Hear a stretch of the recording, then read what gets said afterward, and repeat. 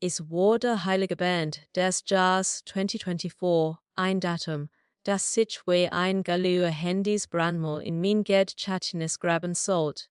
Nicht wegen der Kalot drohen, sondern wegen der Kälte im Herzen meines eigenen Sohns. Mein Name ist Elsa Baumt. Ich bin 68 Jahre alt und habe in meinem Leben gelernt, mitwillig auszukommen, doch die dem Teigang, die mir in diesem Abend weiterfuhr, überstig eils vorstellbar. 3 Tage zuvor hat mich der Anruf von Finn erreicht, mein einziger Sohn, für den ich einst Mahlzeiten ausfüllen ließ, damit nu Schufa die Schule haben konnte. Sein Stimme am Telefon hat diesen belerenden, fast mitleidigen Unterton, den immer dann benutzt, wenn mich wie ein Last behandelt. Erklärt mir, dass in Schwiegereltern aus eminenten Einflügen, dass es immer in einem neuen, luxuriösen Haus am Hohenweg, na Platz für 8 Personen bu, die an das der Hochstuhl meines Enkels. Leo den restlichen Raum inne. In der Mathematik meines Sohns war kein Platz für sein Mathe. Schlag wo, wir können uns zweiten Weihnachtsfeiertag treffen, ganz kurz. Als würde ich ein Termin, den man zwischen zwei geschäftlichen Meetings steht. Ich bot an, im Wohnzimmer zu sitzen oder auf einem Hocker in der Küche. Dort der Schweigen am anderen Ende der Leitung. Und das Schaf zwischen seiner Frau. Lena im Hintergrund sagten mir alles, was ich wissen musste. Ich war nicht nur nicht eingeladen, ich war anerkannt. In meiner kleinen, stillen Wohnung, in der die Rente kaum für das Text reicht, sorg ich mir an diesem Abend trotzdem mein best dunkelblaues Kleid an. Es saß locker, der ich in den letzten Monaten in Budget verloren hat, Geld für die Heißkosten zu sparen, aber ich wollte mein Bujurat bewahren. Ich konnte nicht einfach nur da sitzen und auf den winzigen, kagonuslichen Baum starren. Ich setz mich in mein altes Auto und fuhr zur Birkenhain-Siedlung. Ich wollte kein Sinn machen.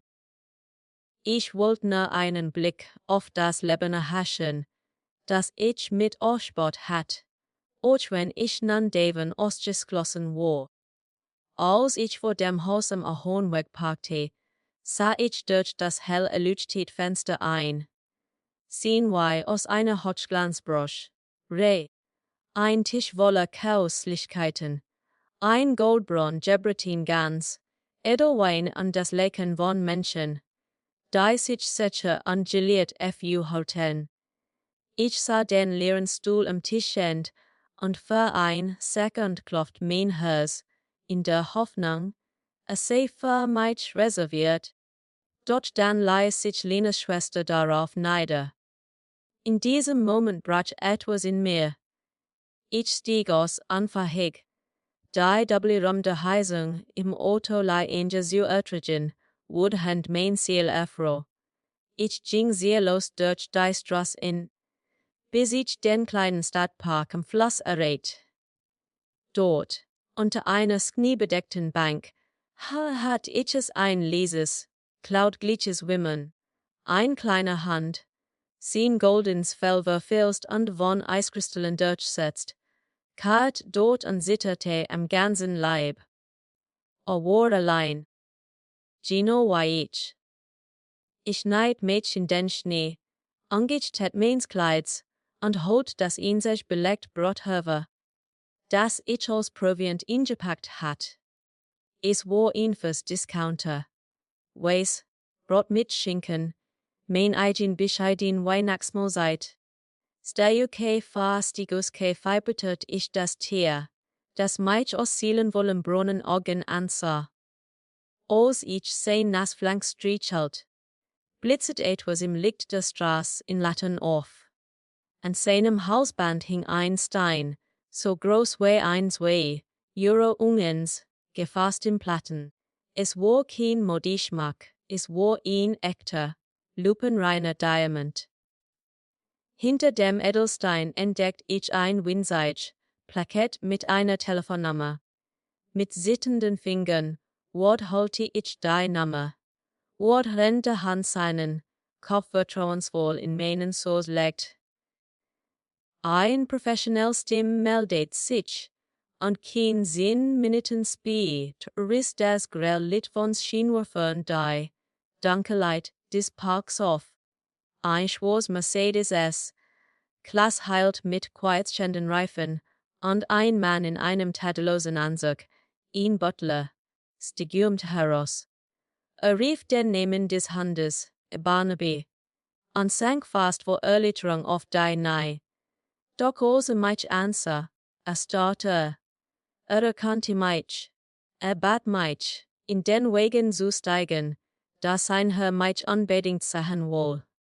Wir fuhren zu einem Anwesen, das so gewaltig war, dass Finns Haus dagegen wie ein Spielstück wirkte. In der großen Hall saß ein Mann im Rollstuhl, dessen Gesicht von tiefen Linien gezeichnet war, doch sein Augen lichteten auf, als mich sah.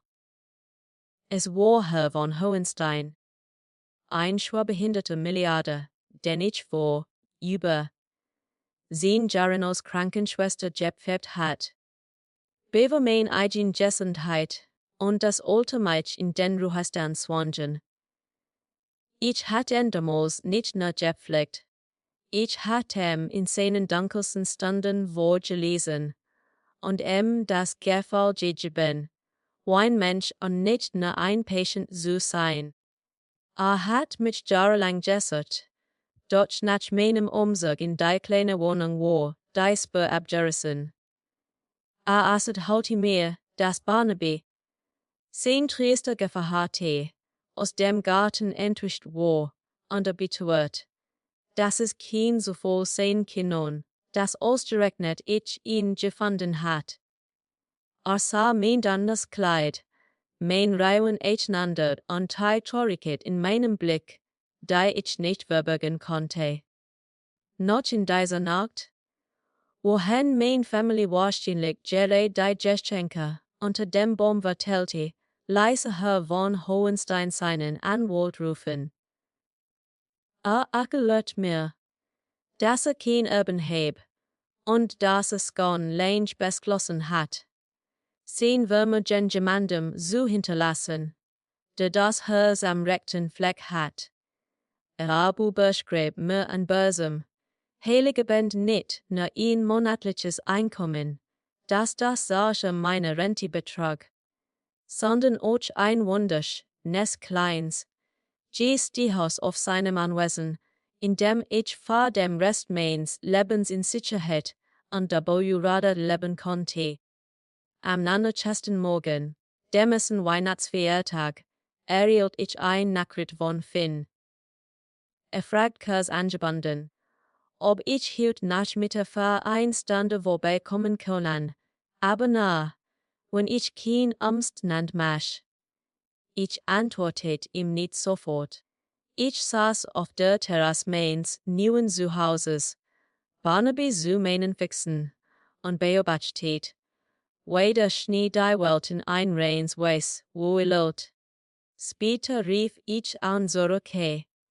Ich sagte ihm mit einer Ruhe, die ich selbst nicht für unmöglich gehalten hätte, dass ich leider kein Zeit hätte. Da ich mit Freunden fiel. Also versachet, mich weit gut herablassen zu unterbrechen. Also hatte ich Kurs von meiner neuen Situation. Das Schweigen am anderen Ende der Leitung war ohrenbetterbend. Plötzlich änderte sich sein Tonfall. Es stammelte Entschuldigungen, sprach Steven, das Lena und mich natürlich sofort ablen kann naderten, anlädt, dass sie doch noch Platz am Tisch gefunden hätten. Doch die Gier in seiner Stimme war so offensichtlich, dass es mich schmerzt. Ich sagte ihm, das Geld so vieles kaufen könnte, aber nicht die Zeit, die weggeworfen hatte, und auch nicht die Liebe, die mit Gehkeit gelübtigt getreten hat. Ich legte auf unblockiert sein, nahm für diesen Tag. Ich verbrachte den Rest des Festes nicht in Einsamkeit, sondern in der Gesellschaft eines Mannes, der mein Arbeit und mein Wissensgecket hat, und eines Hundes, der mir den Weg in ein neues Leben gezeigt hat. Elsa Baumt war nicht mehr die Witwe, die man am Katzentisch vergessen konnte. Ich war eine Frau, die durch einen Akt der Güte zu einem Hund als Surrocke gehalten hatte, was das Leben genommen hatte. Mein Leben hatte sich für immer verändert, nicht wegen des Diamanten am Halsband, sondern weil ich in dir gelottesten nach meins Lebens die Raum der Menschlichkeit wiedergefunden hat. Man hat mein eigen Familie in ihrer goldenen Kehlo zur Kack bleib. Manchmal sie, dass ich die Gerechtigkeit, weiter Details zur Reaktion des Sohns oder zur neuen Freundschaft mit dem Milliardär genannt. In den darauffolgenden Tagen wird mir die Tragweite meiner neuen Situation erst richtig bewusst. Herr von Hohenstein, den ich nun weiter Friedrich nennen dürft, sorgt dafür, dass es mir nix fehlte. Doch hand ich mich in der Gebogenheit des herrschaftlichen Anwesens in Richtet, brodelt es am Hohenweg. Fin, getrieben von einer Mischung aus Schock und einer plötzlich erwachten, gierigen Neugier, versuchte mich unaufhörlich zu erreichen. Außermerkt, dass sein Anruf ins Leer liefen, touchte am Nachmittag des zweiten Weihnachtsfeiertages Tats, schollich vor meiner alten Mietwohnung auf. Wusste nicht, dass ich bereits meine wichtigsten Habseligkeiten gepackt hätte und in das Stehhaus auf dem Hohenstein anwesend gesogen war. Evermit gegen die Tür meiner Nachbarn, Frohmeier und fragte aus, sich, was sein Mutter sei. Frohmeier, die überja meitelet hatte, why selten fin mich besatte, Genus ist sicklich, ihm mitzuteilen, dass ich von einem Chauffeur in einer Luxuslimousine abgeholt worden war. Die Nachricht verbreitet sich in unserer alten Nachbarschaft wie ein Lauffeuer. Doch für mich spielte das keine Rolle mehr. Ich saß zu diesem Zeitpunkt in der Bibliothek von Friedrich, die Luft laut vom Duft alter Bücher und brennendem Kammenholz. Wir sprachen längst über die alten Zeiten im Krankenhaus, über die Entscheid, in denen ich sein Hand gehalten hat, als die Schmerzen alltäglich waren. Gestern mir, dass mein damalige Freundlichkeit der einzige Grund war, warum den Kampf gegen seine Krankheit nicht aufgegeben hat. Es war eine bittere Ironie des Schicksals. Aber darin mein eigener, Sohn mich wegen meins, Mangels und Status und Geld assoziiert hat, wird ich nun für Gino die Eigenschaften belohnt, die Fin aus Schuld ausgelegt hatte, mein Sorg und mein Bescheidenheit. In der Woche zwischen den Jahren erreichte mich ein handgeschriebener Brief von Fin, den über ihnen gemeinsamen Bekannten sostelen ließ. Der Tonfall hatte sich komplett gedreht. Es gab kein Ried mehr von Platzmangel oder komplizierten Sitzordnungen. Es schrieb von Missverständnissen und Devon, weißer der klein Leo sein Oma vermiss. Lena heb angeblich gewähnt. Will sie sich so vor vermasch. Ich las die Zeilen und spürte nichts als ein tief, traurig Klarheit. Sie vermissten nicht mich. Sie vermissten die Elsa, die nun plötzlich über Ressourcen geht, von denen sie nachtraumen konnten. Friedrich bemerkte meine Nachdenklichkeit und gab mir einen Rat. den ich nahe vergessen würde.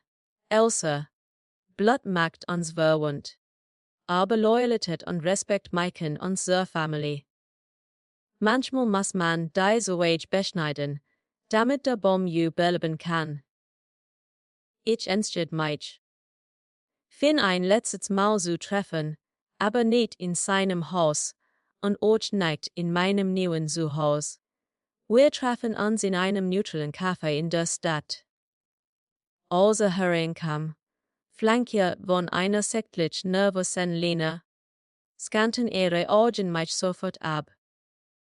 Sie suchten nach Zeichen meines neuen Reichtums. Ich trug immer noch mein dunkelblaues Kleid, aber da über einen hochwertigen Mantel, den Friedrich mir geschenkt hat. Finn begann sofort zu reden. Überschüttet mich mit Komplimenten und Pleiten für das Enchest Osterfest. Es sprach Daven, das ihn großes Haus beachten jetzt, wo die Familie wieder enger zusammenrückt, und ob ich nicht Lust hätte, in ein Eigentumswohnung in Erie zu investieren. Es war so tatsächlich, dass es fast wehtat. Ich unterbrach mitten im Satz. Ich erklärte, dass ich für Leo ein Sparkonto eingerichtet hatte, auf das in seinem erkextem Geburtstag zugriffen kann, ein Geschenk einer Großmutter, die ihren Enkel leiht, aber was Finn und Lena betraf, so würde es kein finanziellen Zuwendungen geben. Ich sagte ihnen, dass ich mein Erbe und mein monatliches Einkommen dazu nutzen würde, eine Stiftung für einsame Senioren gründen, damit niemand mehr in Heiligabend vor einem Fenster stehen und suchen muss, wie seine Familie in Welt ist. Das Jesset meins sonst entgleist. Die Maske des Sodratschet, abundinte Lotte den Sohn dauber, dass sein Plan nicht aufgegangen war. In diesem Moment erkannte ich, dass meine Entscheidung richtig war.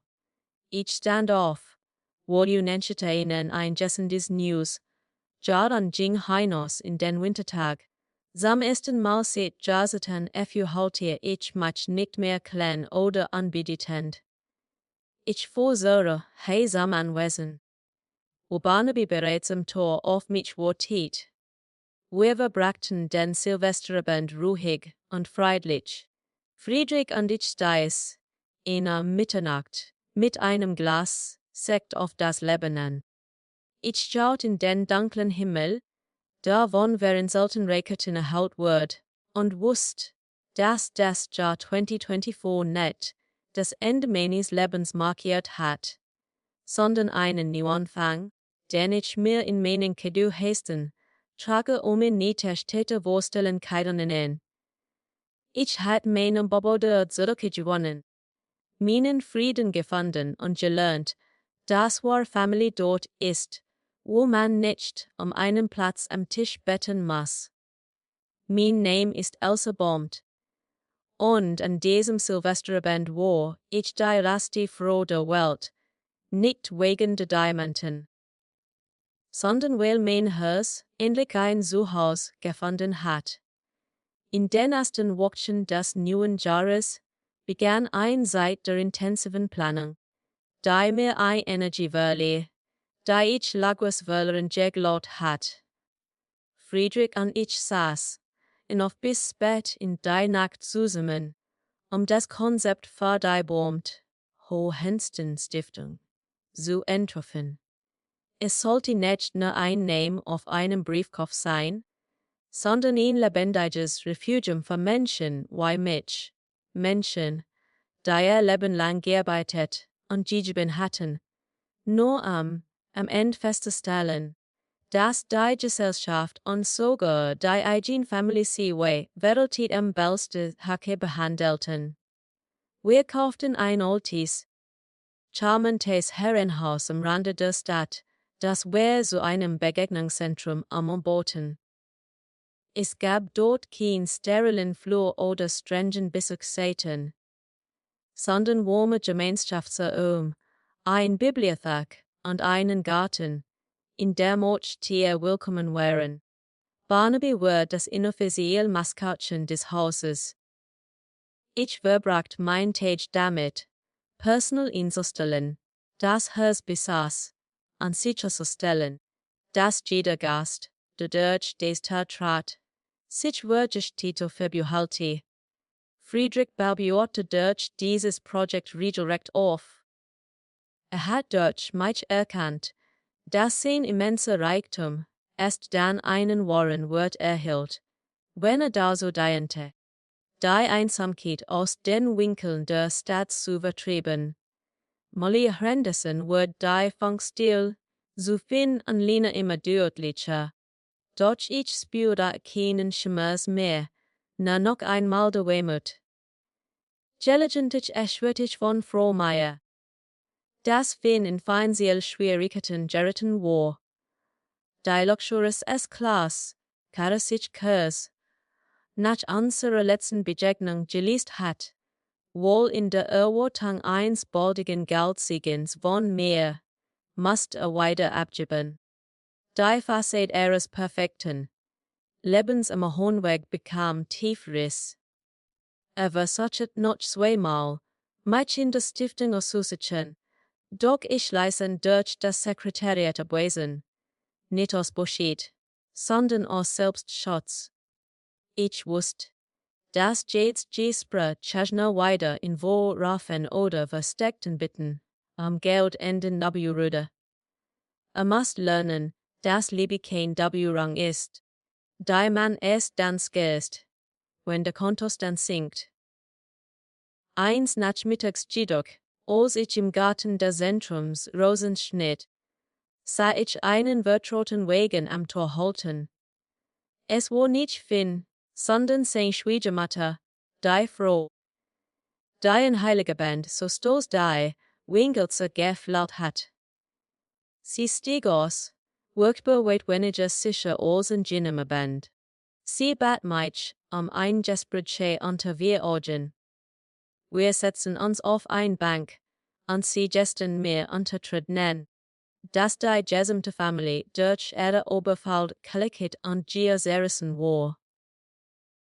Lina und Finn stritten nur noch an das Weihnachtsfest, das so perfekt gewirkt hat, war in Wahrheit der Anfang vom Ende gewesen.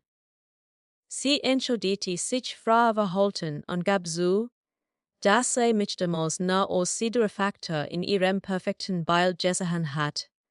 Ich errette ihr ruhig zu.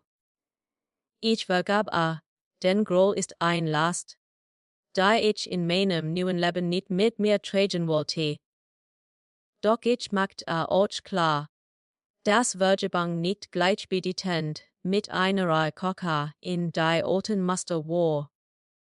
Ich habe gelernt, dass man niemanden zwingen kann, einen zu lieben, sagt ich sanft. Aber man kann entscheiden, sich nicht mehr von denen verletzen zu lassen, da es nicht kann. Als sie ging, halt ich mich leichter als Jesuve. Die letzte Verbindung zu der Elsa, die sich klein und ungewollt halt hat, war eingelegt gehabt. Der Verhalling kam, und mit ihm die offizielle Eröffnung der Stiftung. Es war ein strahlender Tag, und Friedrich bestand darauf, ein klein Red zu halten.